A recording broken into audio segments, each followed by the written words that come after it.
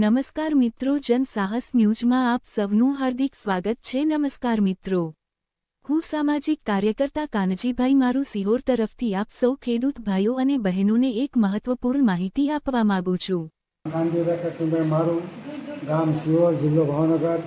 દરેક ગામમાં દરેક યોજના તાલુકા વાઇઝમાં યોજના મળે છે, એના દરેક જનતાને લાભ લેવા વિનંતી છે કે આવો લાભ સરકારમાંથી હર એપ્રિલ મહિનામાં જાહેર થાય છે।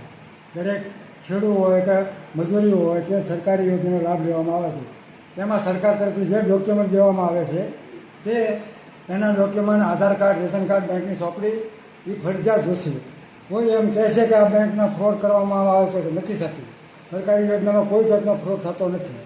એમાં બેંકની ચોપડી ફરજિયાત માંગશે। દરેક બહેનો ભાઈઓને ફરજિયાત બેંકની ચોપડી આપવાની રહેશે। જય હિન્દ, જય ભારત। સરકાર દ્વારા કૃષિ સંબંધિત અનેક લાભકારી યોજનાઓ શરૂ કરવામાં આવી છે, જેનો લાભ હવે ખૂબ સરળ રીતે ખેડૂત પોર્ટલ દ્વારા ઓનલાઈન મેળવી શકાય છે।